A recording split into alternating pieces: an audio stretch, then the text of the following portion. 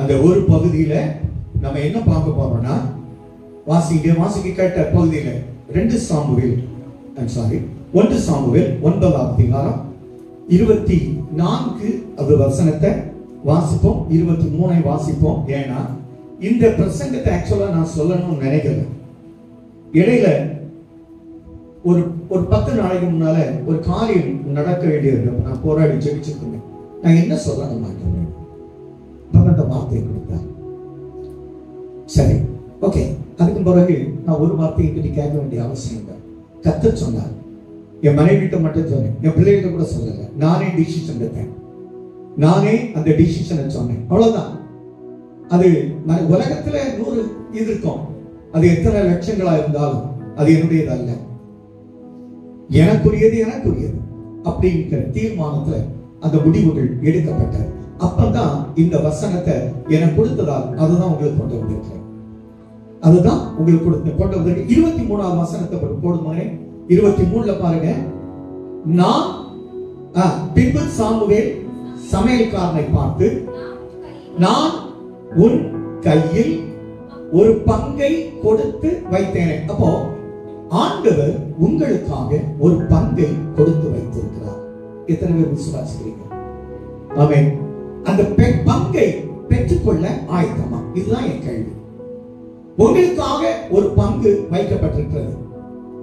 எல்லாரும் நம்முடைய பிள்ளைகளுக்காக இப்பவே அந்த பங்கை என்னொருத்த எடுக்க முடியாது.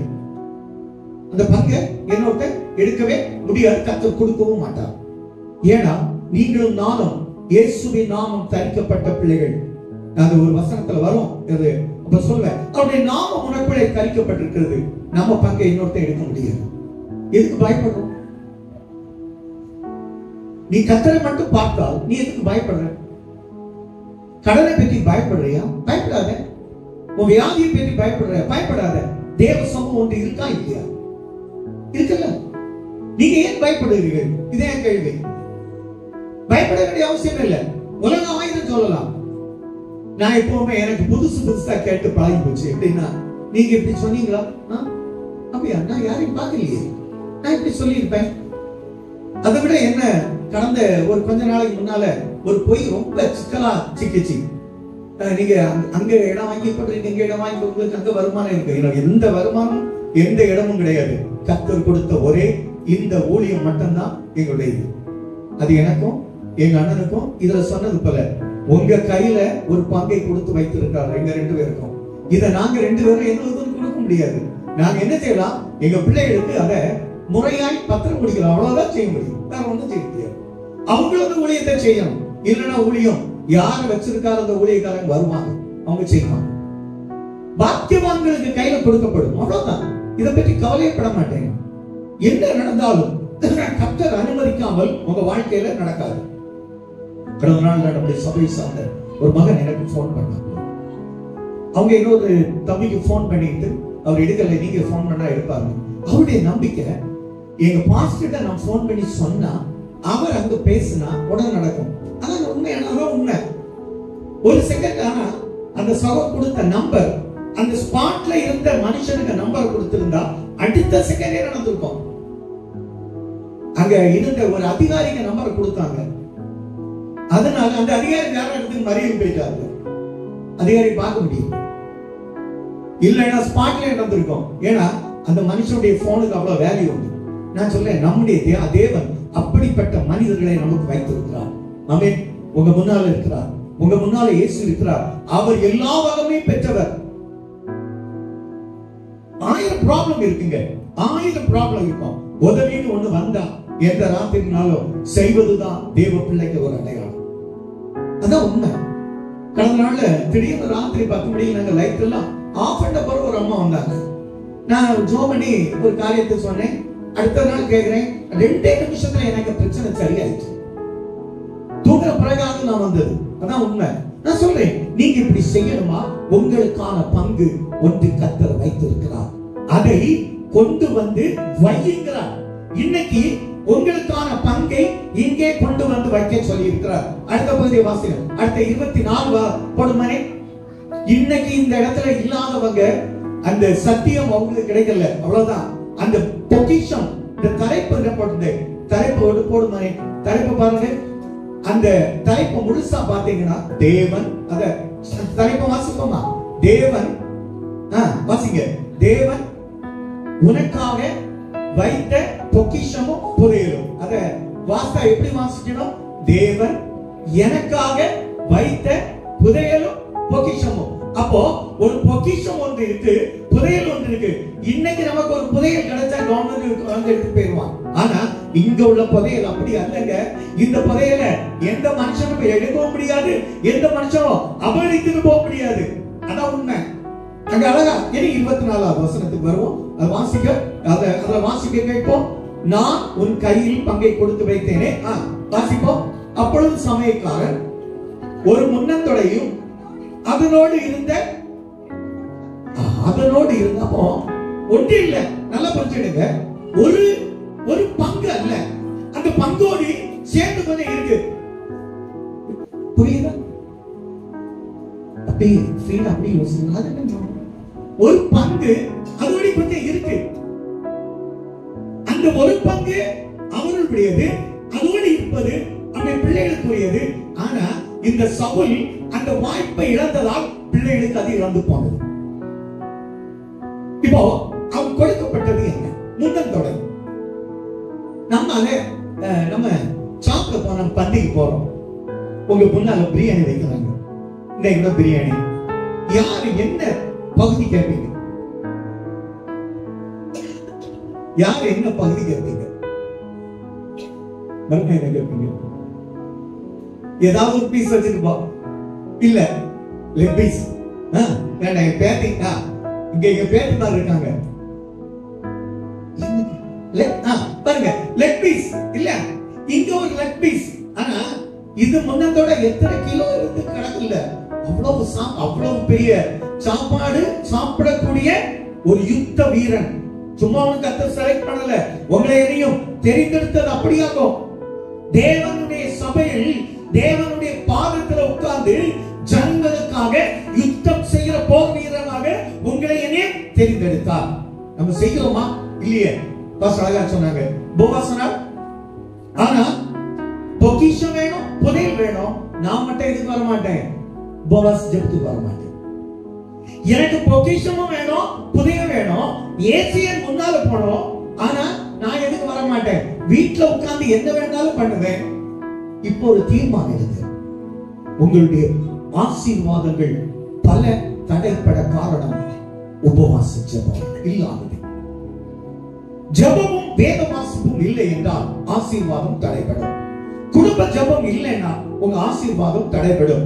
ஓய்வு நாளை நீ ஆசரிக்க தவறினாய், ஆனால் உன் பூமியின் உயர்ந்த இடம் உன்னை விட்டு நழுகி போகும். இதை மறந்துடாதீங்க. இதெல்லாம் வேதத்துல தான் இருக்கு. இப்போ சொல்லப்பட்டது பாருங்க. இது அடுத்தது பாருங்க. அப்பொழுது சாமுவேல், இதோ இந்த பகுதி யாருக்காக வைக்கப்பட்டது? வாசிக்கிறது யாரு அப்படி சொல்லி பார்த்தோம். இது விஜிக்கு வைக்கப்பட்டது அப்படி சொல்லி வாசி பார்ப்போம். வாசிக்கிறவங்க எல்லாம் அந்த பகுதி அப்படியே வாசிக்க பார்ப்போம். இது நான் சொல்றேன்ல, இது மகேலுக்கு வைக்கப்பட்டது. நீங்க உங்க பேரை சொல்லி பாருங்க. திருப்பி சொல்லுவோம்.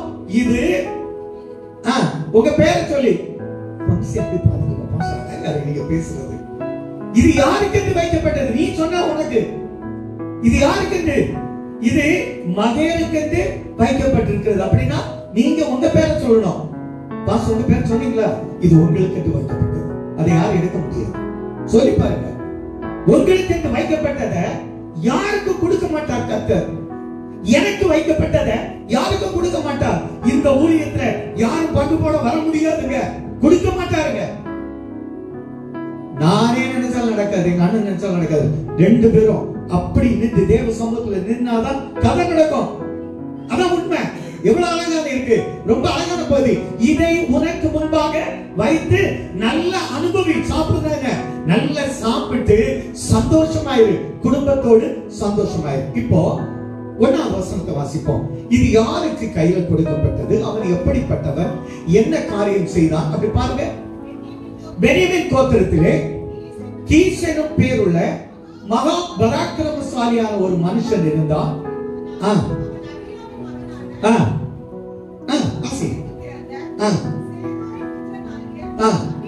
அபியேலின் குமாரன் அவனுக்கு சவுல் என்று பெயர் உள்ள சௌந்தரியமான வாலிபன். அவன் எப்படி ஆள் அழகு, நல்ல புரிஞ்சிடுங்க. என்ன போல செம்புளி கர்ப்பிணி புத்திரன் இல்ல, ஆள் அழகானவன். எவ்வளவு அவன் அழகுள்ளவன், சௌந்தரியவான். அவனை பார்க்கிலும் சௌந்தரியவான் ஒருத்தனை இல்லையாங்க. இப்போ இவனை பார்க்கிலும் பாச அழகா கொஞ்ச நேரத்துக்கு நான் சொன்னேன், என்னொரு சௌந்தரியவான் உள்ள வாரான். இப்ப நல்லா புரிஞ்சிடுங்க.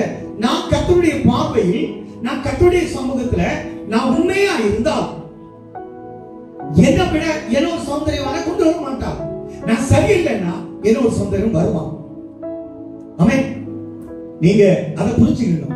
நம்ம கர்த்தருடைய சமூகத்துல எப்படி இருக்கோமோ இது நமக்கு என்று வைக்கப்பட்டது. அதை நாம் பெற்றுக்கொள்வதும் அதை அனுபவிப்பதும் உங்க கையில இருக்கு. அதான் உண்மை, மாற்றம் இல்ல. அடுத்தது 3வது வசனம் பாருங்க. 3வது வசனம் பாருங்க.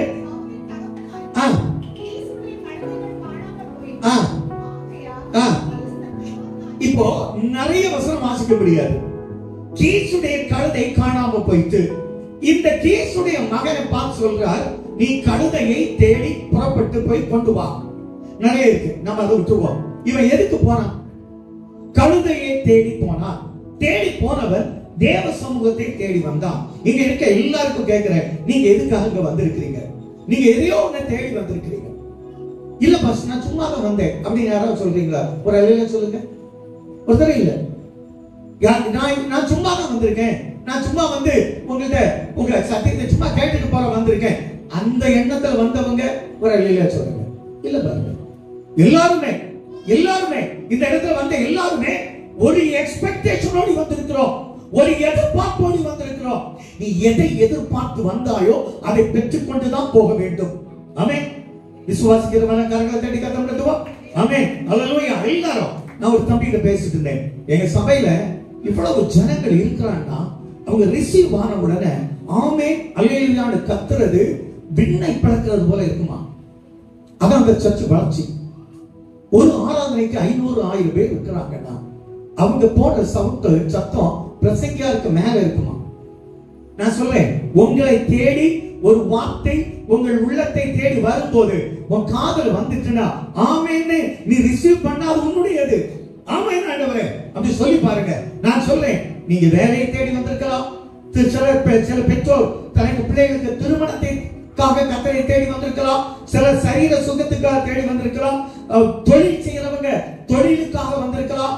சிலர் பாருங்க, ஆண்டவரே எனக்கு இந்த கடன் அடைக்கிறதுக்கு ஒரு பாத்தை நான் விடுகிறேன், அதை விற்கணும்னு வந்திருப்பீங்க. சில பிள்ளைகள் இன்னும் செட் ஆகலன்னு வந்திருப்பீங்க. நீங்க எதுக்கு வந்தாலும் இந்த இடத்துல திருமணத்தை முடிச்சிருக்கிட்டு அதுக்கப்புறம் பார்த்தா பிள்ளைகளுக்காக தான், பாஸ்டர் எங்க பிள்ளைக்காக ஜெபம் பண்ணுங்க, இதுதான் இருக்கும். எதுக்காக? பிள்ளைகளுக்காக. நம்ம வாழ்கிறது கிட்டத்தட்ட ஒரு பெற்றோர் திருமணமான பிற்பாடு, திருமணமான ஆணும் பெண்ணும் அவங்க வாழுகிறது எதற்காக கேட்டா பெற்றோர் கேட்கறாங்க, எதுக்காக வாழ்றீங்க? பிள்ளைகளுக்காக. தேங்க்ஸ் கலா, பிள்ளைகளுக்காக வாழுகிறோம். நீங்க எல்லாம் பிள்ளைகளுக்காக வாழும் போது நீங்க தேடி வந்தது பிள்ளைகளுக்காக. சரி, வாலிபர்கள் எதுக்காக அப்படின்னு கேட்டா, எனக்கு திருமணத்துக்காக, எனக்கு வேலைக்காக, நான் படித்த உடனே பட்டதாரியாய் நல்ல போஸ்டிங்ல உட்காரணும். குழந்தை இல்லாதவங்க குழந்தைக்காக. அதுலயும் சில சூனியமியாளர் போல இருப்பாங்க. எத்தனை பேர் சூனியமியாளர் போல இருப்பாங்கன்னு தெரியாது. ஆனா சூனியமியாளுக்கு வைக்கப்பட்டது ஒன்று. அவன் வேண்டான்னு சொல்றா. நீ வேண்டான்னு சொன்னாலும், நீ இந்த இடத்துல தேடி வந்தது உண்மையானால், நீ வேண்டான்னு சொன்னாலும் உன் கையில வச்சு உன்னை அனுப்பாம அவர் வெறும் கையால் அனுப்ப மாட்டார். ஆமென். கரங்களை தட்டி கர்த்தரை எடுத்துக்க, எல்லா கரங்களை தட்டி. ஆமென். அந்த வசனத்தை வாசிங்க.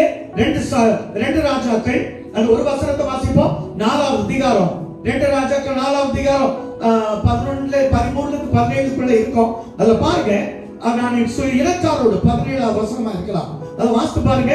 அது நான் இனத்தாரோடு சுகமாய் தங்கி இருக்கிறேன், எனக்கு ஒண்ணு வேண்டாம், நீ மட்டும் எங்க வீட்டுல வந்து ஜெபம் பண்ணிட்டு போ. அவளுக்கு பதில் அது. வாசிங்க, 17 வாசிங்க.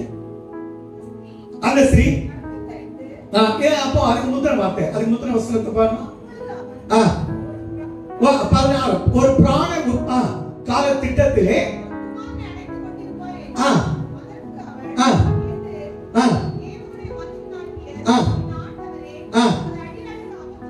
நான் இப்ப சொன்னது சிலருக்கு அபத்தம் போல இருக்கும். நான் சொல்றேன், நீ விசுவாசித்தால் அடுத்த வருஷத்துல ஒரு குழந்தையை அழைத்துக் கொண்டு இருப்பாய் என்று நான் சொல்றேன். இன்னைக்கு இந்த வீடியோல உலகம் முழுதும் பார்க்கிறவங்களுக்கு அது வாக்குத்தத்தமா இருக்கும். அதுதான் தீர்க்க தரிசன வார்த்தை. அவன் கரங்களை தட்டி கதம் எடுத்துங்க. எத்தனை பேர் நீ கரங்க தட்டா உனக்குரியது, மாற்றம் இல்லை. இது என்னன்னு சொல்லலாம். அது முந்தின வசனம் பாருங்க, 15வது வசனம் பாருங்க. அதுக்கு முந்தின வசனம் இல்ல, நான் என் இனத்தாரோடு சுகமாய் தங்கி இருக்கிறேன். அவ குறைய சொல்லல, உனக்கு ஏதாகிலும் செய்யணுமா. 13வது வசனம் பாருங்க. கேயாசியை பார்த்து, இதோ நல்ல நான் பண்ணது உங்க ஊழியக்காரனை நீங்க எப்படிங்க நடத்துறீங்க? எனக்கு ஒரு கேள்வி. அவன் நடத்திருக்க பாருங்க. உங்க வீட்டுல ஒவ்வொரு நன்மைக்கு மட்டும் கூப்பிடுறீங்களா? ஹாஸ்பிட்டல்ல போயிட்டு டாக்டர்ஸ் வந்து சீரியஸா இருக்குன்னு சொன்ன பிறகுதான் கன்வே பண்றீங்களா? எப்படி இருக்காங்க? நான் ஒரு ஊழியக்காரன் சொல்ல, ஒரு ஊழியக்காரன் சொல்ல மாட்டேன். இல்ல இல்ல, நல்லா புரிஞ்சுடுங்க.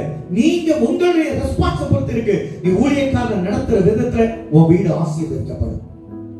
மாற்றமில்லை. அழகா சொல்லி இருக்கிறான். எதுக்குமே ஊழியர்ல கன்சல்ட் பண்ணலாம், கன்சல்ட் பண்ணணும்.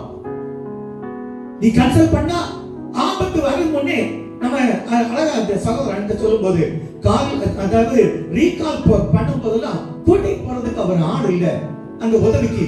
நான் தான் சொன்னேன், தம்பிகிட்ட சொன்னேன், அவரை கூட்டிட்டு போறது யாரு? நீங்க அந்த உடனே ஏறி கூட்டிட்டு போறதுக்கு இடம் இல்லாத அளவுல அதை முடிச்சு விடுங்க.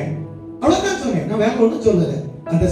அந்த சூழ்நிலையை சொன்னேன். நான் சொல்றேன், உங்க சூழ்நிலையை நீ தேவனுடைய ஊழியர்கிட்ட சொன்னீங்கன்னா அங்க ஊழியர்கள் தேவ சமூகத்தில் இருப்பாங்க. உங்களுக்கு தெரியுமா, நான் இதுல 10ல இருந்து 10 மணிக்கு வரேன், 1 மணி 1:30 மணி வர எதுக்காக நின்றுட்டு இருக்கேன்? என்ன கத்தர் நல்லா ஆசீர்வதிச்சிருக்காங்க. என்ன நல்ல கத்தர் ஆசீர்வதிச்சிருக்காங்க. ஒரு குறையும் தரல. ஒரு கஷ்டப்பட்ட ஒரு குடும்பத்துக்கு ஒரு வீட்டு குடும்பத்துக்கு போன சமயத்துல அந்த சவுக்க தான் சொன்னேன், எனக்கு இந்த மாதிரி குறை எனக்கு ஒண்ணே வரல. கத்தர் இந்த நாள்ல இருந்து உன் குறையை நீக்குவா, உன் பஞ்சம் நீங்கும், வறுமை நீங்கும்.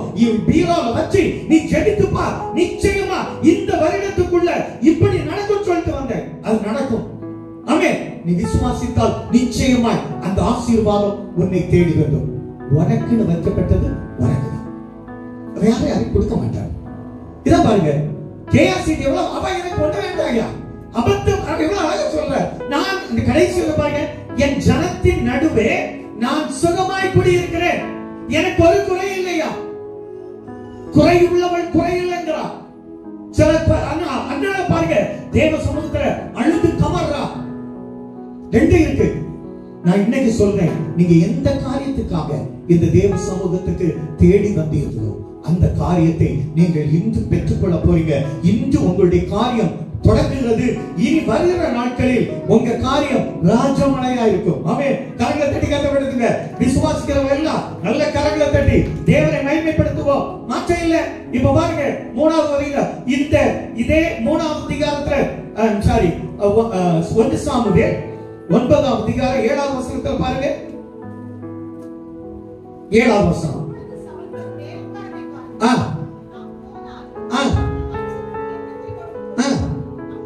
ஊழியக்காரன் போனா சும்மா போகக்கூடாது. ஊழியக்காரன் பார்க்க போனா எப்படி போகக்கூடாது? நான் இங்க வசனம், நான் யார்கிட்ட நீங்க காணிக்கை கொடுங்க, காணிக்கை கொண்டு வாங்க, தசம அதெல்லாம் சொல்ல மாட்டேன். என் வேலை வசனத்தை சொல்ல வேண்டியதா. என்ன சொல்லி இருக்கிறா? அந்த மனுஷன் கொண்டு போறதுக்கு என்கிட்ட ஒண்ணுமே இல்லையா.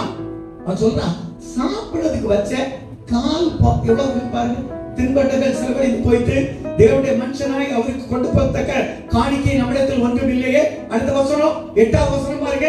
அந்த வேலைக்காரன் 1/4 சேக்கல் வெள்ளி, எத்தனை எவ்வளவு? 1/4 சேக்கல் வெள்ளி, அவ்வளவுதான் இருக்கு. நம்ம அணையில சொன்னா அந்த காலத்துல 25 காசு 25 பைசா எப்படி சொல்லுவோம்? காலனா, அப்படிதானே? யாருக்காவது தெரியுமா காலனான்னு கேள்விப்பட்டிருக்கீங்களா? மனுஷன் எப்படி பாக்குறா, பாஸ்டர் அப்படி எல்லாம் இருந்தா உங்க அம்மாட்ட போய் கேளு. ஒரு பைசா எவ்வளவு, 25 காசு எவ்வளவு, இப்படி சொல்லி பாருங்க. அப்படி இருக்கு. ஸ்டெல்லா பத்திரமா அவங்க அம்மாட்ட கேட்டா, அப்படி அம்மா அதான் உண்மை. நீங்க எல்லாம் சொல்லி விடுங்க. காலனா, அரை அண்ணா, 3/4 அண்ணா, 1 ரூபாய். ஞாபகம் இருக்கா? அப்படி நினைச்சு பாருங்க. நீங்க அதான் சொல்ல 1/4 சேக்கல். நான் சொல்றேன், அதுவும் செலவழித்து போயிடுச்சு. யாரு கொடுத்தாச்சு? தேவ சமூகத்துக்கு கொடுத்தாச்சு. இப்ப ஒண்ணுமே இல்லை. இந்த சூழ்நிலையில் ஒன்றுமே இல்லாமல் அடுத்த வேலைக்கு நான் என்ன செய்வேன் என்ற ஒரு பரித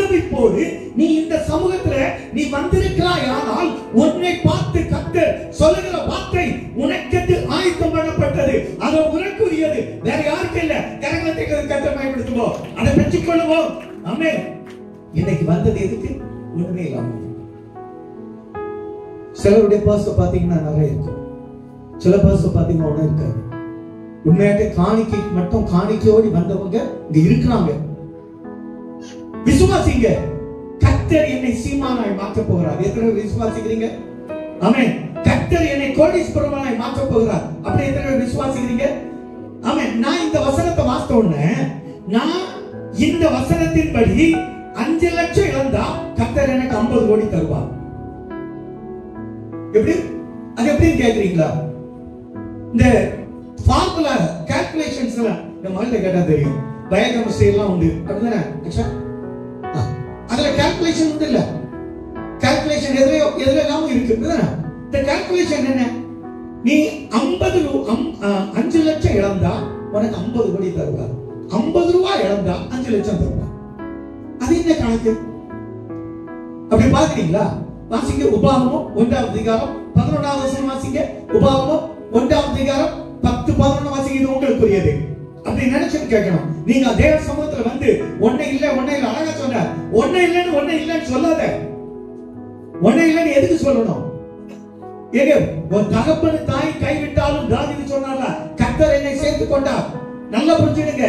தனிமையில விட்டுட்டாங்க, யாரும் கவலைப்படாதுங்க. யோசேப்பு தனிமையில் 13 வருஷம் சீமானாய் உயர்த்தப்படலையா? அவன் மூலம் மொத்த குடும்பத்துக்கும் பழியடக்கப்பட்டது. இன்று உன்னை வேண்டாம் என்று வெறுக்கிறவர்கள் நாளை உன்னை அப்படி தலையில தூக்கி வைக்க. இதுதான் மனித உலகம். ஆமென். வாசிப்போம் அந்த வசனத்தை வாசிங்க. உங்கள் தேவனாய் கர்த்தர் உங்களை ஏற்கனவே பெருக பண்ணி இருக்கிறார். இதோ இந்நாளில் நீங்கள் வானத்து நட்சத்திரங்களை போல. அப்ப ஏற்கனவே நம்மள நல்லா தான் வச்சிருக்காருங்க. அடுத்த வசனம், நீங்கள் இப்பொழுது இருக்கிறதை விட. அப்போ நான் 5 லட்சம் கொடுத்தேன்னா 50 கோடி வாங்குவேன். அந்த 5 லட்சத்துல 2.5 லட்சம் போக, 2 செலவு வீட்டு செலவுக்கோ அந்த எந்த செலவுக்கு போக 2.5 லட்சம் தான் நான் உங்களுக்கு கொடுத்திருந்தேன்னா 25 கோடி வாங்குவேன். ஆமென். எத்தனை பேர் விசுவாசிக்கிறீங்க? அல்லேலூயா. எல்லாம் கரங்களை தட்டி கர்த்தரை மகிமைப்படுத்துவோம். நான் ஒன்னும் தேவ சமூகத்துல வெறுமனே விலக மாட்டேன். என்ன உங்க சொத்தை இன்னொருத்தன் கொண்டு போக முடியாது. கர்த்தர் விட மாட்டார். உங்களுடைய வருமானம் உங்களுடையதே, உங்களுடைய சுகம் உங்களுடையதே. உங்களுடைய சுகவீனத்தை நீங்க பலம் தேடி வந்தீங்கன்னா கர்த்தர் சுகத்தை கொடுக்க அவர் நல்லவராய் இருக்கிறார். இப்ப பாருங்க 15வது 16வது வசனத்தை வாசிப்போம். சவுல் வர ஒரு நாளைக்கு முன்னே வாசிங்க. 1 சாமுவேல் 1 சாமுவேல் 9, 15, 16 வாசிங்க. சவுல் வர ஒரு நாளைக்கு முன்னே கர்த்தர் சாமுவேலின் காதுகை கேட்க, நாளை இந்நேரத்திலே அவனை என் ஜனமாய் இஸ்ரவேல் மேல். எப்படி? உங்களுக்கு சொல்றதுக்கு முன்ன நேற்றைக்கே, அது 2 வாரத்துக்கு முன்னாலே, 1 வாரத்துக்கு முன்னாலே கர்த்தர் எனக்கு செய்தியை சொல்லி இதை நீ சொல்லுன்னு சொன்னார். தேவ சமூகத்தில் உட்கார்றதானே என் பிரேயர் ரூம்ல எங்க உட்காருவாங்க? மேக்ஸிமம் சர்ச்சில் இல்லன்னா மேல ஒரு பிரேயர் ரூம் இருக்கு, அங்க போய் நல்ல ஏசியை போட்டு உட்கார்ந்து தேவ சமூகத்துல உட்கார்ந்தேன்னா அப்படி வெளிப்பாடு வந்துகிட்டே இருக்கும். இதுதாங்க உண்மை. தேவன் ஒண்ணு சும்மா இல்ல. இப்போ நான் என்ன கேட்கிறேன், இவ்வளவு வல்லமை படைத்த, இவ்வளவு ராஜாவாய் அபிஷேகம் பண்ணப்பட்ட சவுல், இந்த 10வது அதிகாரத்துல பாருங்க, சவுலுக்கு அபிஷேகம் பண்ணப்பட்ட உடனே கர்த்தர் அவனுக்கு வேற இருதயத்தை கொடுத்தார். அவ்வளவு அழகா இருக்கு. இதுவரையிலும் வெஞ்சன் சுந்தரி இருந்திருக்கலாம், பழிவாங்கல் இருந்திருக்கலாம், எனக்கிட்ட பணம் இருக்கு, என்ன சுத்தி நிறைய ஆட்கள் இருக்காங்க, நீ என்னத்தே இருக்கலாம், உனக்குள்ள ஒரு அபிஷேகம் இருந்தால் வேற இருதயம் உனக்கு வரும். அந்த வசனத்தை வாசிங்க. 1 சாமுவேல் 10வது அதிகாரம் 10வது வசனம் நினைக்கிறேன். அது அழகா இருக்கு. அவனுக்கு வேற இருதயத்தை கொடுத்தார். எத்தனாவது வசனமா? வாசிங்க. அங்க மலைக்கு வந்த போது அவன் இதோ தீர்க்கதரிசிகளின் கூட்டம். அப்பொழுது அவன் மேல் அவன் தீர்க்க தரிசனம் சொன்னான். எப்படி? நேற்று வர தீர்க்க தரிசனம் இல்ல, அற்பமாய் நினைக்கப்பட்ட குடும்பம். அவன் சொல்லுவான், எங்க கோத்திரத்துல நான் ரொம்ப ஏழையா, நாங்க மதிக்கப்படத்தக்க குடும்பம் அல்ல. அதை 21 வசனத்துல சொல்லி பாருங்க. அதை 21 வாங்க, 21 வாங்க. அதுக்கு பிறகு 10 வசனத்தை பார்க்கலாம். அவன் பென்யமீன் கோத்திரத்தை அந்த குடும்பத்தின்படியே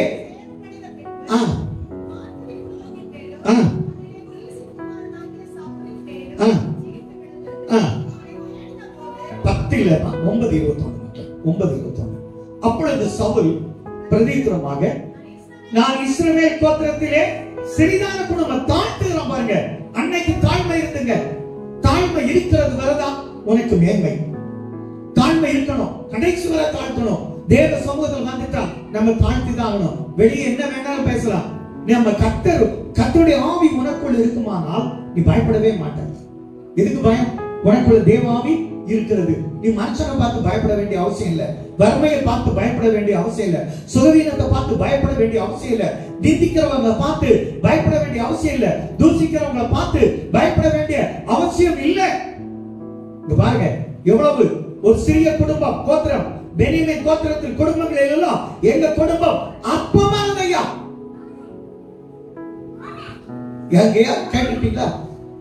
என்னை அற்பமா நினைச்சாங்கன்னு சொல்லிப்பாங்க. நான் சொல்றேன், அற்பமாய் உன்னை குடும்பமா இருக்குமானால் உன்னை கர்த்தர் கோத்திரத்தின் தலைவனாக, ராஜாவின் தலைவனாக, ஜனங்களுக்கு தலைவனாக உன்னை தெரிந்தெடுப்பது நிச்சயமே.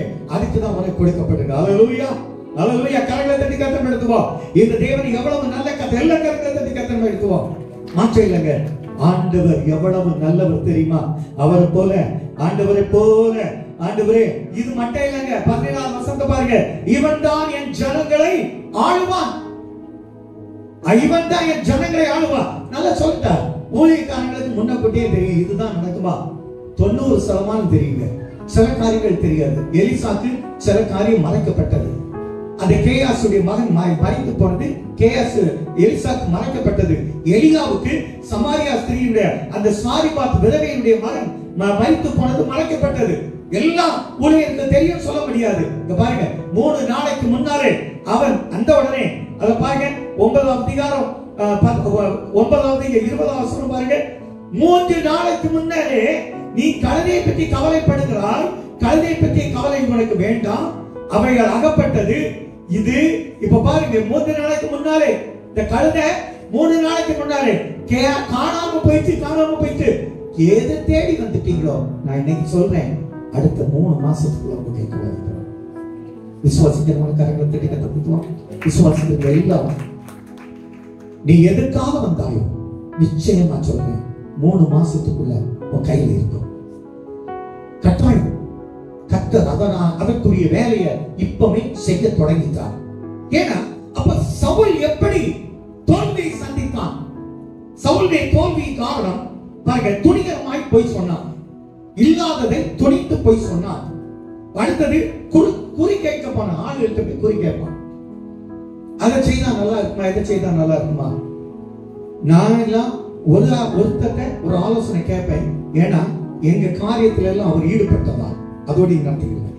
இன்னொருத்தட்ட சொல்லவும் மாட்டேன், கேட்கவும் மாட்டேன். அடுத்து பாருங்க, வஞ்சகம் செய்வான், பொறாமை, கொலைவெறி, வீணான சிந்தனை, தேவனுடைய வார்த்தைக்கு கீழ்ப்படியாமல் அவன் பயந்து நடுங்குவது. இதெல்லாமே இதுக்கு மேல என்ன ஒண்ணு இருக்கு, அது அவனாக சாபத்தை வருவித்தான். அதான் அந்த குடும்பத்துல தோல்விக்கு காரணம். சாபம் நம்மை தேடி வருவது இல்லை, தேடி வருகிறதான்னு கேட்டா நம்ம தான் காரணம்.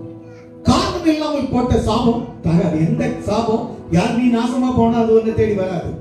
இங்க பாருங்க 2 சாமுவேல் 21 பாத்தீங்கன்னா தாவீது ஒரு 3 வருஷம் பஞ்சத்தை அனுபவிக்கிறான். 2 சாமுவேல் 21 அழகா அந்த 1ஆம் வசனத்தை மட்டும் பாருங்க. 3 வருஷம் பஞ்சத்தை அனுபவிக்கிறான். அது ஆண்டவர்கிட்ட கேட்கிறான், ஆண்டவரே கர்த்தர் தாவீது கர்த்தருடைய சமூகத்தில் விசாரித்தான், கர்த்தர் கிபியோனரை கொண்டு போட்ட சவுலுக்காக அப்படின்னு சொல்லிட்டார். அப்பதான் சொன்னார், இந்த பஞ்சம் யாருக்காக? சவுல் கிபியோனரை கொண்டு பாத்துக்க. இப்ப நான் என்ன செய்ய? அவனை அந்த குடும்பத்தை அவங்கள்ட்ட கேளு. கிபியோனர்ட்ட கேட்டா 9 பேரையும் தூக்கி போட்டாங்க மலையில. அவ்வளவுதான். இப்படி சாபம் சிலது தேவனுடைய வார்த்தைக்கு புறம்பாய் செயல்படுவது, தேவனை விட்டு தூரம் போவது, நாம் துணிந்து நம்ம செய்வது சரின்னு சொல்லி சவுல் செய்ததா சாபத்தை சந்தித்தான். நான் சொல்றேன், நமக்கு தெரியாதம் இல்லாத, நமக்கு அடையாளம் இல்லாத இது வேண்டாம். என ஒரு வசனத்தை வாசிப்போம். 1 சாமுவேல் 16ஆம் அதிகாரம் 11-12 வாசிங்க. 11-12. உன் பிள்ளைகள் இவ்வளவுதானா? அதற்கு அவன், எல்லாருக்கும் இளையவன் ஒருவன் இருக்கிறான், அவன் நாடுகளை எல்லாருக்கும் ராஜ மேன்மை நல்லா படிக்க வச்சையா, இவன் மட்டும் தூக்கி தூரப்பட்டேன். இப்ப அவன் ஒதுக்கப்பட்டிருக்கான், இப்ப அவன் ஒன்னே இல்லாமல் இருக்கான். அவனை கூட்டிட்டு வா, வாரதோர காத்திருந்தான். சொல்ல, நீ வரும் வரை கத்திருந்த இடத்துல உனக்கு நான் காத்திருப்பான். ஆமென். இன்னைக்கு நிறைய பேர் இல்ல, அந்த சேனல்ல எல்லாம் கர்த்தர் உன்னை எதிர்பார்ப்பார். நீ இன்னைக்கு வரலன்னா கர்த்தர் உன்னை எதிர்பார்ப்பார். இந்த செய்தி உனக்குரியது அல்லவா? இந்த அபியாசம் இத பாருங்க. அடுத்த இன்னொரு வசனம் வாசிப்போம். 17, 38, 39 வாசிப்போம். ரொம்ப அழகானது. 38 வாசிங்க. 38. பின்னும் தாவீது 1 சாமுவேல் இல்ல, ஆமா 1 சாமுவேல் 17, 38. 37, 38 மக்களே, 37 சொல்லலாம். பின்னும் தாவீது, என்னை சிங்கத்தின் கைக்கும் கரடியின் கைக்கும், இந்த நிந்தனைக்கும் இந்த மனுஷனுடைய பொல்லாத சிந்தனைக்கும் என்னை பழிவாங்கிறதுக்கும் தப்புவித்த கர்த்தர் இந்த பிரச்சனையிலிருந்து தப்பி போக கிருபை தருவார். இந்த கடனிலிருந்து தப்பி போக கிருபை தருவார். இந்த சுகர்ல இருந்து தப்பி போக கிருபை தருவார். நீர்க்கோவை வியாதினா என்ன தெரியுமா? இது கீழே இருக்கிற வியாதி. இந்த கர்ப்பப்பை அப்டாமினல், அது கீழே இருக்கிறதா நீர்க்கோவை. இந்த நீர்க்கோவை வியாதிகள் இருக்கிற இடங்கள் எல்லாம் கர்த்தர் நீக்கி போக கிருபை தருவார். அதான் உண்மை. பாருங்க எவ்வளவு அழகா. அப்பொழுது சவுலை பார்த்து, போ, கர்த்தர் உன்னோடு இருப்பாராக. இது யார் சொன்னது தெரியுமா? சவுல் தாவீதை பார்த்து சொன்னார். அடுத்தது பாருங்க, சவுல் தாவீதுக்கு தன் வஸ்திரங்களை உடுத்துவித்து வெண்கலமான ஒரு சீராவை அவன் தலையில் போட்டு, இப்போ நல்லா பாருங்க, இது தாவீதுடைய வஸ்திரமா சவுலுடைய வஸ்திரமா? சவுலுடைய வஸ்திரத்தை தாவீது கொடுக்கிறான். அடுத்தது நான் சொல்றேன் இதுக்கு. அடுத்த வசனம், அவருடைய பட்டயத்தை வஸ்திரங்களை கட்டிக்கொண்டு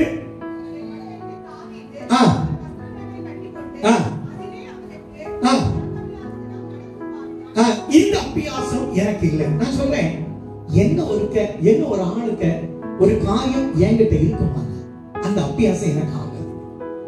ஒருத்தர் கடன் வாங்கிருக்கும், கொடுக்க நிர்வாகம் இல்ல, ஒரு வார்த்தை மட்டும் சொன்னா போதும். நீ வேலையை தேடி வந்திருப்ப, எனக்கு நான் ஃபாரின்ல ட்ரை பண்றியா, ட்ரை பண்ணுங்க, கர்த்தர் கொடுப்பார்னு கேட்டா நிச்சயமாய் கொடுப்பார். உன்னை உயர்த்துகிற கர்த்தர், உன்னை உயர்த்தி வைக்கிற கர்த்தர், மாற்றம் இல்ல.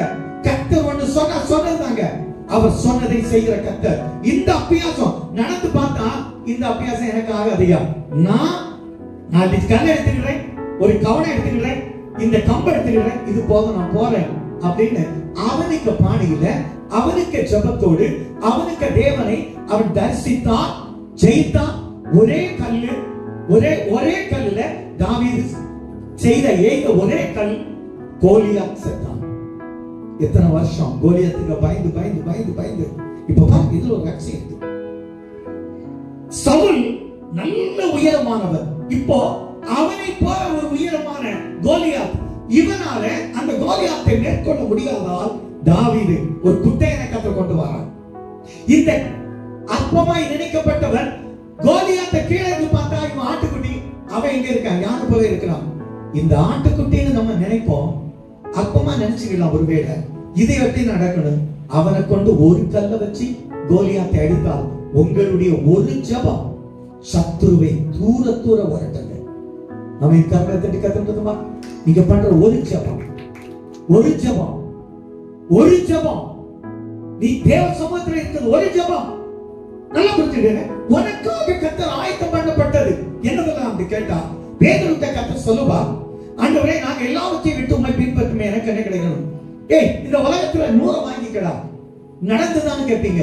இயேசு கிறிஸ்து போனவனே யோவான் எழுதின புத்தகம் 21ஆம் அதிகாரத்துல போய் பாருங்க. டைம் இல்ல, நான் சொல்லல. அவன் போறான், ராத்திரி முழுவதும் மீன் பிடிச்சிருப்பான், ஒண்ணு கிடைக்கல. நீ இவ்வளவு காலமும் கடந்த 8 மாசமாக, பல வருடங்களாக, பல மாதங்களாக, பல நாட்களாக நீ பிரயாசப்பட்டு ஒன்றை சந்திக்கவில்லையானால், நீ ஒன்றை எனக்கு ஜெயம் கிடைக்கலடா, இன்னைக்கு சொல்லுகிறேன், கர்த்தர் உன்னை பார்க்க வருகிறார். அவர் ராத்திரி முழுவதும் பிரயாசப்பட்டான், ஒண்ணு கிடைக்கல. ஒட்டுமே கிடைக்கலங்க. காலையில சோப்பு போய் பாரா கத்தர் வந்தார் பாருங்க. 2 படகு எத்தனை படகு போனாலும் அத்தனை படகும் நிரம்பி வந்தது. 153 பெரிய மீன்களால் அவன் படகு நிரம்புவான். சின்ன மீன் எவ்வளவு இருந்து யாருக்கும் தெரியாது. நான் கேட்பேன், அவரை பார்த்தாலும் மனுஷனை பிடிக்கலாம்னு சொன்னீங்க. அப்படிப்பட்ட குடும்பங்களை தாங்க. நான் ஊழியத்துக்கு அப்படி கேட்கிறேங்க. கட்டாயம் கேட்கும். நான் ஒரு வார்த்தை சொல்லாம நீ இப்படி சொன்னியா என்ன கேட்ட எனக்கு கவலை இல்லை. நான் தான் ஒருத்தரை பார்க்கல, நான் பார்த்தது தேவனை மட்டும். தேவனுடைய காரியங்களை ஆண்டவரே இதுக்கு நியாயம் செய்யுங்கயா, இந்த காரியத்துல இவங்களை உணர செய்யுங்க. இந்த 2 காரியம் தான். நல்லா புரிஞ்சிருங்க. சவுல் துணிகரமாய் அவன் பலி செலுத்த போனான். அவன் பந்திக்குள்ள முதல்ல அவனுக்கு பந்தியில வச்சு ராஜபந்தி கொடுக்கப்பட்டது. நம்ம பந்தி நம்ம தம்பி சொன்னாப்ல ஆயத்தமா இருந்தா, நான் சொல்றேன் ஆயத்தமா இருக்கு இல்லையோ, நீ ஆயத்தமாகிடலாம். சுப்பல் ஆண்டவருடைய சமூகத்துல வந்து பந்திய கட்டாயம் பங்கெடுக்கணும். பந்தியில நீ எடுக்கும் போது தேவ வசனத்தை புரிந்து வசனத்தின் அடிப்படையில் எடுக்கணும். வசனத்துக்கு அப்பாற்பட்டு செய்தால் சவுல போட்ட நம்ம ஒண்ணு சொல்லாண்டா, மீதி உள்ளது கத்தர். வசனத்துக்கு கீழ்ப்படியணும். வசனம் என்ன சொல்லியிருக்கு? பந்தி கட்டாயம் பங்கெடுக்கணும். இந்த பந்தியில நீ பங்கெடுத்தாதான் இந்த ஆசீர்வாதங்கள் எல்லாம். இனி இப்போ அப்படியே எழுதிவிட்டு ஏசாயா எழுதின புஸ்தகம் 45 ஏன் கர்த்தர் இதை எப்படி செய்வார், கர்த்தர் இதை எப்படி செய்வார் அப்படின்னு தான் நான் உங்களுக்கு சொல்ல போறேன். எல்லாரும் எழுந்து நின்று உங்க வேத புத்தகத்தை கையில் எடுத்துக்கிட்டு எல்லாரும் எழுந்து நின்று இந்த வேத புத்தகத்தை கையில் எடுத்தோம். வேத புத்தகம் கையில வேண்டாம், ஸ்கிரீன்ல வரும். 45:1 பாருங்க. 45:1 பைபிளை கீழே வைங்க சிஸ்டர். பைபிள் எல்லாம் கீழே வைங்க. என்னோட கூட சேர்ந்து இந்த வசனத்தை வாசிக்க போறோம். இப்போ எல்லாம் நம்முடையதா இருக்கும். பாருங்க, கர்த்தராகிய நான் அபிஷேகம் பண்ணின கோரேசுக்கு முன்பாக ஜாதிகளை கீழ்ப்படுத்தி ராஜாக்களின் இடைக்கட்டை அவிழ்க்கும்படிக்கு, யாருக்கு முன்பாக? கோரேசுக்கு முன்பாக வாசல்கள் பூட்டப்படாது இருக்க கதவுகளை திறந்து வைக்கும்படி அவனை பார்த்து அவன் வலது கையை பிடித்துக் கொண்டு அவனுக்கு சொல்லுங்க. அவனுடைய வலது கையை பிடிச்சுக்கிட்டு என்ன சொன்னான்? இப்படி அந்த வசனத்தை உங்க பக்கத்துல சும்மா பிடிங்க. நான் சொல்றது மட்டும் சொன்னா போதும். அந்த வசனத்தை போடுவானே, ஆண்டவர் உங்களுக்கு முன்னே போவார் அப்படி சொல்லுங்க. ஆண்டவர் உங்களுக்கு முன்னே போவார், கோணலானவைகளை சபையாக்குவார். அடுத்த வசனத்தை போடுறா. 3 உன்னை பெயர் சொல்லி அழைத்திருக்கிற தேவனாய கர்த்தர் என்று அறியும்படிக்கு உனக்கு முன்ன போய், அடுத்தது வெண்கல கதவை உனக்காக உடைப்பார், இரும்பு கால்பாரை முறித்து அந்த வாரத்தில் இருக்கிற பொக்கிஷங்களை ஒளிப்படத்தில் இருக்கிற புதையலை உனக்கு கொடுப்பேன் என்று என் தாசனாய யாக்கோபின் நிமித்தம் நான் தெரிந்து கொண்ட இஸ்ரவேலின் நிமித்தமும் நான் அல்சன் என்று பெயர் சொல்லி அழைத்து நீ என்னை அறியாதிருந்தால் உன் நாமம் தரித்தேன். ஆமென். உட்காரு. யாரெல்லாம் சொன்னீங்க? இனிதான் சூப்பர் வழக்கம் இருக்கு. இதை நீங்க பெற்றுட்டு போங்க கட்டாயம். சரி, கர்த்தர் சொன்னார், ஒரு மனுஷனை கையை பிடிச்சு நான் உனக்கு முன்ன போறேன். எதுக்கு போறேன்? நான் உனக்கு முன்ன பிடிச்சிட்டு சொல்ற, நான் உனக்கு முன்ன போறேன். எதுக்கு போறேன்? உன் வாழ்க்கையில கோடி கணக்கு பாரு. வருமான குறைவு, சண்டை, சச்சரவு, கடன் எல்லாம் உன்னை விட்டு நீங்கும்படி உனக்கு முன்னால கோடி போன பாதையை நான் சபையாக்க நான் உனக்கு முன்ன போறேன். அடுத்தது எவ்வளவு 3ஆவது வசனம் பாருங்க. இதுக்காக அதாவது எல்லாரும் பேர் சொல்லி அழைத்திருக்கிறார். நான் சொல்லலாம் வேண்டாம், நான் எங்க அம்மாவுக்கு வயிற்றுல இருக்கும் போதே பேர் சொல்லி அழைத்தா அப்படின்னு சொல்லலாம், அது உண்மை. ஆனா நான் சொல்றேன், எல்லாரையும் பேர் சொல்லி அழைத்திருக்கிறார் அறியும்படிக்கு. இப்போ எதுக்காக முன்ன போறார்? அடைக்கப்பட்ட வெண்கல கதவை உடைக்கும்படி உனக்காக முன்னே போகிறார். விசுவாசியான கரங்களை தேடி கதவை எடுத்துங்க. உங்க வாழ்க்கையில எனக்கு இந்த கதவு அடைக்கப்பட்டது. சகோதரர் சொல்றார், பென்ஷனுக்காக எனக்கு நான் கேஸ் போட்டிருக்கேன் பாஸ்டர். நமக்கு தான் சொல்லிட்டேன் சாட்சி. பென்ஷன் கிடைக்குமா கிடைக்காத? கஷ்டம்தான். ஆனா ஆண்டவர் என்ன சொல்றார்? வெண்கல கதவை உடைப்பார். உங்களுக்கு கிடைக்குமா கிடைக்காது? கிடைக்கும். அதான் எல்லா கருத்து தேடிக்காக சேகரிப்பதற்கு பென்ஷனுக்காக ஒரு தனி ஜீவாவை கர்த்தரை பாஸ் பண்ணுவார். இது நிச்சயம் நடக்கும். இவங்க ரிட்டையர்மென்ட்க்குள்ள எல்லாமே நன்மை இருந்தீங்க. எதுக்கு நீ கவலைப்படுற? இது நான் ஒரு எக்ஸாம்பிள் தான் சொன்னேன். வெண்கல கதவு என்னுடைய வறட்சி. ஆண்டவரே, எல்லாரும் என்ன எப்படி நினைக்கலாம்? வெண்கல கதவை உடைக்கிற கர்த்தர். அடுத்தது எதுக்காக முன்ன போகிறார்? இரும்பு தாழ்பால். ஒரு இரும்பு கதவுல இரும்பு தாழ்பால போட்டிருப்பார். இரும்பு தாழ்பால்கள் என்ன செய்ய போறார்? முறிக்க போகிறார். அந்த கேட், இரும்பு கேட், நீ வரக்கூடாது, என் வீட்டுல ஏறக்கூடாது சொல்லலாம். அவனை பட்டு வந்து உன் வீட்டுல உன்னை கூட்டிட்டு போய் வா, எனக்கு வீட்டுல வாடா அப்படின்னு சொல்லி கூட்டிட்டு போற நாள் இந்த நாளில் தொடங்குகிறது. கரங்களை கட்டப்படுத்துங்க. இதுவரை உன்னை வளர்த்திருக்கலாம், இதுவரை உனக்கு மாமை மச்சான் மருமக மைனியார் எல்லாம் உன்னை அப்பமா நினைச்சு தூத்திருக்கலாம். இன்னைக்கு சொல்லுகிறேன், உன்னை சந்திக்கிற கர்த்தர் உனக்காக அவர்கிட்ட எச்சரிப்பா, உனக்கு முன்னால போவார். மாற்ற இல்லை. அடுத்தது பாருங்க, ஒளிப்பிடத்தில் இருக்கிற புதையலை கொடுப்பார். அப்போ கர்த்தர் எதுக்கு முன்ன போனாரா? அவர் முன்னால போகும்போது நம்ம பின்னால போனா அவர் பாதையை சவை பண்ணுவார். நீ புதையலை எடுத்துட்டு போயிட்டே இரு, நீ பொக்கிஷத்தை எடுத்துட்டு போயிட்டே இருக்கிறார். கரங்களை தட்டி காத்துக்கிட்டுங்க, எல்லா கரங்களை தட்டி, நான் இந்த வருஷத்துல இந்த பொக்கிஷத்தை பெற்றுக் கொள்வேன், இந்த புதையலை பெற்றுக் கொள்வேன் விசுவாசிக்கிற எல்லாம் நல்ல கரங்களை தட்டி தேவ நாம மகிமைப்படும்படி நல்ல கரங்களை தட்டி கர்த்தரை மகிமைப்படுத்துவோம். கர்த்தர் இந்த வார்த்தையின்படி உங்களுக்கு முன்னால போய் புதையலை கொடுப்பார். எதிர்காலத்தை பற்றி பயப்படுறியா? 11ஆம் வசனத்தை பாருங்க. வரும் காரியங்களை குறித்து எனக்கு கேளு, நான் உனக்கு சொல்லுவேன்.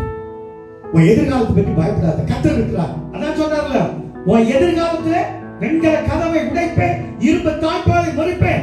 அந்த ரங்கத்தில் இருக்கிற புதையல் உனக்குரியது, பொக்கிஷம் உனக்குரியது, நான் உனக்கு கொடுப்பேன். உன் காரியத்தை நான் பார்த்துக் கொள்கிறேன். கர்த்தர் சொன்னார்ல. பிசினஸ்மேன், என் மருமகன் வந்திருக்காப்ல. பிசினஸ்மேன் வந்ததுனால ஒரு வசனம் வாசிங்க. 14ஆம் வசனத்தை பாருங்க. 14ஆம் வசனத்தை பாருங்க. எகிப்தின் சம்பாத்தியமும் எத்தியோப்பியாவின் வர்த்தக லாபமும் கெடிய ஆட்களாகிய சபையாரின் வர்த்தக லாபமும் யார் தடுத்தாலும் நிக்காது. பிசினஸ்மேன்ஸ் வேற யார் இருந்தாலும் சரி, இந்த யூடியூப்ல நிறைய கேட்டுட்டு இருப்பீங்க. எல்லா தொழில் செய்கிறவங்களுக்கும் பிசினஸ்மேனுக்கு சொல்றேன், உன் லாபத்தை என்னொருத்த தடுக்க முடியாது. தடுத்தாலும் அவனை தாண்டி உன்னுடையதாகும். விசுவாசிக்கலையா? ஆமென். கடன் நீங்குங்க. நீ லோன் எடுத்தா லோன் அப்படியே போயிடுங்க. இந்த வருஷத்துல லோன், அடுத்த வருஷத்துக்குள்ள உன் லோன் நீங்கி நீ ஃப்ரீயா இருப்பாங்க. விசுவாசிக்கிறீங்களா? கர்த்தர் அப்படி செய்வார். ஆமென். மாற்றம் இல்ல. இதே போலதான் எல்லாத்துக்கும் புட்டு புட்டா வச்சிருக்கிறார். எதிர்காலத்தை பற்றி பயம் வேண்டாம். ஏன்னா இந்த 4ஆம் வசனத்துல கடைசி லைனை மட்டும் பாருங்க. நீ அறியாது இருந்ததும் உனக்கு நாமம் தரித்தேன். ஞானஸ்நானம் பெற்றவங்க எல்லாம் நாமம் தரிக்கப்பட்டவங்க. அவங்க எல்லாம் பந்தியில இருக்கணும். ஞானஸ்நானம் எடுக்கலன்னா நீ ஞானஸ்நானம் எடுத்து தேவ நாமத்தை உன் நெற்றியில தரித்துக்கொள். பந்திக்குள்ள வா. இன்னைக்கு சொன்னது போல உனக்கென்று வைக்கப்பட்டது புதையல் உன்னை தேடி வரும். பொக்கிஷம் உன்னை தேடி வரும். பந்தி உன்னை தேடி வரும். பந்தியில முடிஞ்ச உடனே பாருங்க, தாவீதும் சவுலும் சாலமோனும் எவ்வளவு சாமுவேலோ அப்படி நடந்து போகும்போது மொத்த ராஜ்யமும் அவனை உற்று பார்த்து கொண்டிருக்கிறது. ஒரே நாள்ல உயர்த்தப்பட்டது போல உங்களுடைய பிரச்சனை இன்றோடு முடிக்கப்பட்டு நாளைய தினத்தில இருந்து உங்களுடைய பிரச்சனை முடிக்கப்பட்டு உங்களுடைய பெயர் புகழ் உங்களுடைய மகிமை புகழ்ச்சி கீர்த்திமாக கர்த்தர் வைத்து ஆசீர்வதிப்பார். எல்லாம் கண்களை பிடிச்சு வைப்போம். எல்லாரும் எழுந்திருப்போம். ஆண்டவரே, எனக்கென்று வைக்கப்பட்ட இதுவரை அப்படியே கண்கள் மூடி, ஆண்டவரே என்னை நேசிக்கிறாய் என்று எவ்வளவு அழகா பாட்டார். நான் உண்மை நேசிக்கிறேன் அப்பா. ஆண்டவரே, எவ்வளவு அற்புதத்தின் தேவன். உங்களை நேசித்து நான் வந்திருக்கிறப்பா. என் பிரச்சனை எல்லாம் உங்கள்கிட்ட சொல்லிட்டேன்ப்பா. நான் தேடி வந்தது உண்மை. நான் இன்னைக்கு கேட்டிருக்கிறேன். அந்த பொக்கிஷத்தை பெற்றுக் கொள்ளுவேன். எனக்காக வைத்ததை நான் பெற்றுக் கொள்ளுவேன் அப்பா. என்னை நிந்தித்தவன் சத்துரு அல்ல. அப்படி இருந்தால் சகிப்பேன். எனக்கு சமமான மனுஷன் என்று சொன்னதை கேட்டேன் அப்பா. அந்த நிந்தையை பார்க்க போகல. ஆண்டவரே, என் தேவன் இந்த சத்தியத்தை கேட்டது போல இரும்பு கதவை உடைக்கிற கர்த்தர், வெண்கல கதவை உடைக்கிற கர்த்தர், ஆண்டவரே எனக்கு முன்னால போகிற கர்த்தர், நான் ஆண்டவரே பொக்கிஷத்தை எடுத்துக்கொள்ள வந்திருக்கிறேன், புதையலை எடுத்துக்கொள்ள உங்க பின்னால வந்திருக்கிறேன். ஆண்டவரே எனக்கு முன்னால போனீர். எங்கள் பரலோகத்தின் தேவனே, தர்மையான நாளுக்காய் ஜெபிக்கிறோம். தேவன் எனக்கு முன்னே போனார். நான் பின்னால போனது எனக்காக வைக்கப்பட்டதை பெற்றுக்கொள்ள வந்தேன். எனக்கென்று வைத்தீங்கப்பா, அதை பெற்றுக்கொண்டேன். எனக்கென்று வைக்கப்பட்டதை எடுத்துக்கொண்டேன். எனக்காக பொக்கிஷம் வைக்கப்பட்டது. தாவீது, ஆண்டவரே, தாவீதை பார்த்து சவுல் பயந்தான் என்று சொல்லப்பட்டது. அது காரணம், அவன் கர்த்தரை விட்டு தூரம் போனான். நாங்க தூரம் போகலப்பா. நாங்க யாரையும் பற்றி கவலைப்பட வேண்டிய அவசியம் இல்லை, பயப்பட வேண்டிய அவசியம் இல்லை. ஆண்டவரே, என் தேவன் எங்க கூட இருக்கிறேன். பலமுள்ள ஆவி எங்களுக்குள்ள கிரியை செய்கிறது. நான் எதை தேடி வந்தனோ அதை பெற்றுக்கொண்டு உமக்குள்ளே வாழ கிருபை செய்ய வேண்டும் என்று எங்கள் ஆண்டவர் இயேசுவின் மூலம் ஜெபம் கேளும் நல்ல பிதாவே.